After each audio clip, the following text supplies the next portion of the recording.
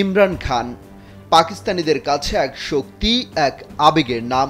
তার জেলে যাওয়ার খবরে কয়েক ঘন্টার মধ্যেই তাণ্ডব শুরু হয়ে গিয়েছিল লাহোর, ইসলামাবাদ, করাচিতে। বেশ কয়েক মাস চুপচাপ ছিলেন সাবেক এই ক্রিকেট তারকা, কিন্তু আবারও জেলে বসে হুঙ্কার দিয়েছেন তিনি। ডাক দিয়েছেন স্মরণকালের সবচেয়ে বড় বিক্ষোভ সমাবেশের। রোববার ইসলামাবাদে এই বিক্ষোভের ডাক দিয়েছেন পাকিস্তানের সাবেক এই প্রধানমন্ত্রী। এরই মধ্যে বিভিন্ন শহর থেকে রাজধানীতে জড়ো হতে শুরু করেছেন পিটিআই সমর্থকরা। আন্তর্জাতিক বিভিন্ন গণমাধ্যম বলছে, পাকিস্তানে যুদ্ধের প্রস্তুতি নিয়ে রেখেছে দেশটির পুলিশ।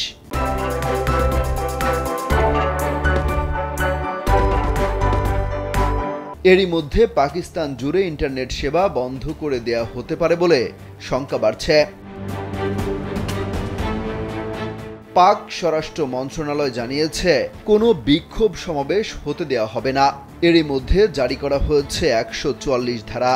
কিন্তু কোনো বাধাই পরোয়া করতে চান না ইমরান খানের সমর্থকরা। তারা ঘোষণা দিয়েছেন যে কোনো মূল্যে এই বিক্ষোভ সফল করা হবে, কারণ ইমরান খান দিয়েছেন চূড়ান্ত ডাক।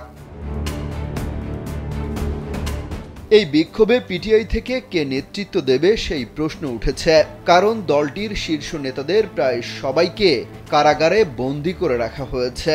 তবে বিভিন্ন নেতাদের বরাত দিয়ে স্থানীয় গণমাধ্যমগুলো বলছে, এই সমাবেশে একক কোনো নেতৃত্ব থাকবে না। তাদের নেতাকর্মী এবং সমর্থকরা আসবে, বিক্ষোভ করে ফিরে যাবে। তবে বাধার সম্মুখীন হলে জবাব দেওয়ার হুঁশিয়ারি দিয়েছেন পিটিআই সমর্থকরা। বড় সংঘাত সহিংসতার শঙ্কায় পাঞ্জাব সরকারও 3 দিনের জন্য 144 ধারা জারি করেছে। 23 নভেম্বর থেকে 25 নভেম্বর পর্যন্ত প্রদেশটিতে 144 ধারা জারি থাকবে। সেই সঙ্গে 10,700 পুলিশ কর্মীকে স্ট্যান্ড বাই রাখা হয়েছে। পাশাপাশি পাঞ্জাবে প্রবেশের বিভিন্ন রাস্তা ব্লক করে রাখা হয়েছে বলে নিশ্চিত করেছে জিও নিউজ। এর আগে গত বৃহস্পতিবার বুশরা বিবি ভিডিও বার্তায় ইমরান খানের ডাকা রোববারের ইসলামাবাদের আন্দোলনে পিটিআই সমর্থকদের আসার আহ্বান জানান। ইমরান খানের স্ত্রী বুশরা বিবি বলেন, প্রত্যেকের উচিত 24 নভেম্বরে বিক্ষোভে যোগ দেয়া। কোনো শর্তেই আন্দোলনের এই তারিখ পরিবর্তন করা হবে না, কারণ এটি চূড়ান্ত ডাক। এদিন অভ্যুত্থানের বিষয়টিও উড়িয়ে দিচ্ছে না নিরাপত্তা বিশ্লেষকরা। অমিত হাসান রবিন, কালবেলা।